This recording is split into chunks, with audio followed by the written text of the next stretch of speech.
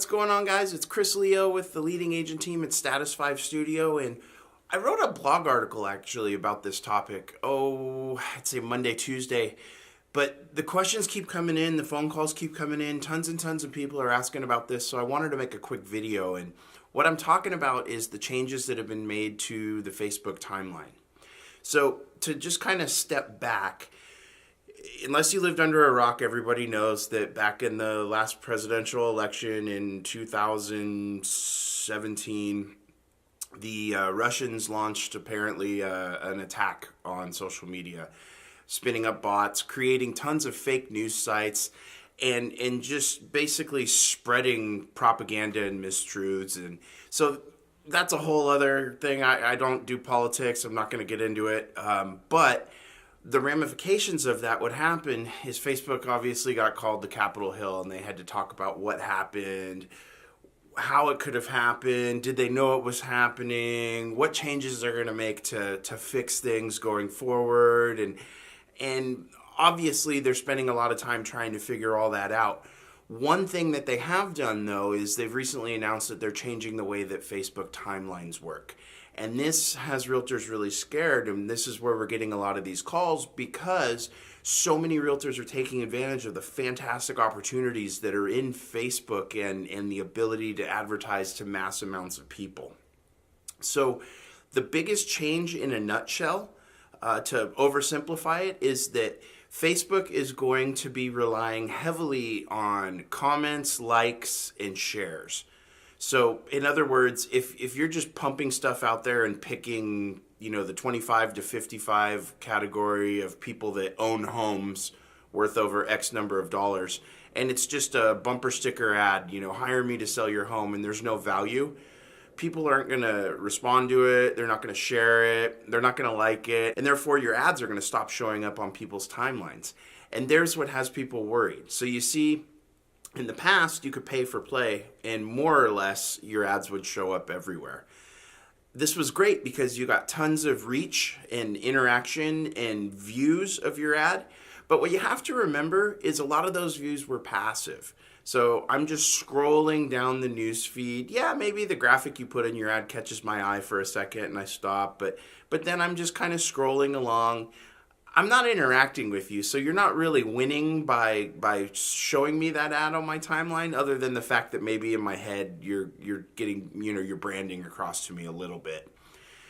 Now what Facebook is looking for, and what they're going to basically give the most credence to, is active things. So I actively sit and read your ad copy and maybe click on the play button on the posted video that's with that ad, or click on the link to go to wherever you want me to go, or click like your page or like the post, or forward it to a friend of mine maybe that is looking for this fabulous home that you have just listed. They want one just like it.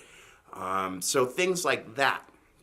So really at the end of the day, it's just changing your mindset a little. And we've talked about it a lot, and I feel sometimes like I'm beating a dead horse here, but this has never been more the case than you really need to focus on content marketing. So as you know, content marketing is creating content that your target audience is going to find relevant, useful, and worthy of their time to actually absorb. For those of you that are going through a little bit of an issue and you're looking at your Facebook traffic start to dip down because of these new timeline changes, content marketing will help you. I've written many articles on it. I'll put a link below to our blog so you can check out many of the articles that give even detailed tutorials. But in a nutshell, here are the things that you need to do in order to construct a proper content marketing strategy so you can get those ads performing back to where you want them to be.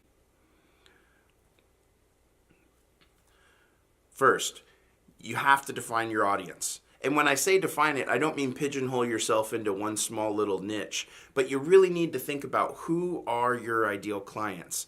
We usually refer to this as building client personas. Again, we've got tons of articles on our blog about it, but briefly, a client persona is just a semi-fictional story that details the life circumstances, the interests, and kind of the background of people that fit into your brackets of ideal customers. Those ideal customers, you could have maybe 3 or 6 personas you end up building. You never know.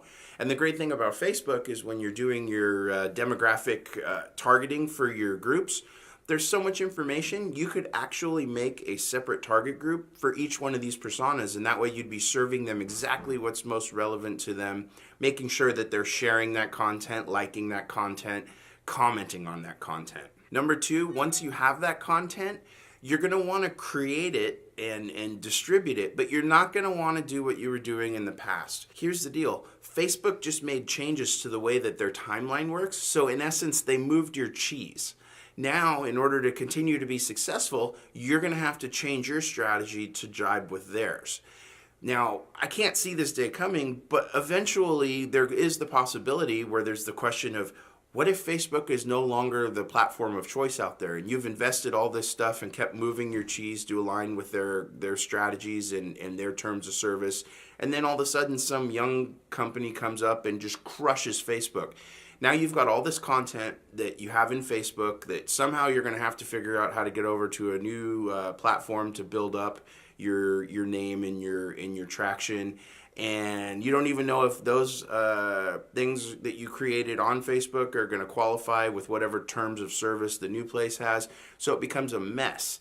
So what you're going to do is you're going to take that content that you create based on the personas that you have put together on your ideal clients, and you're going to put it into what we call OOPs. And what OOP stands for, it's owner and operated properties. So in other words, you're going to take your blog, your website, your video channel, your podcast channel. You're going to take all those and optimize them to the very best you can, following the best practices in content marketing strategy. Once you do that, then you could do something like take an ad out on Facebook, but you're going to be pointing users to those owned and operated properties, and they follow the best practices of content marketing, so they're going to be suitable for the audience that they're being served up to. They're going to be deemed relevant and useful and valuable, and therefore that's where you're going to get the likes, the shares, and the replies. I understand there's a little bit of upfront work with this because perhaps you haven't really been optimizing your blog that frequently,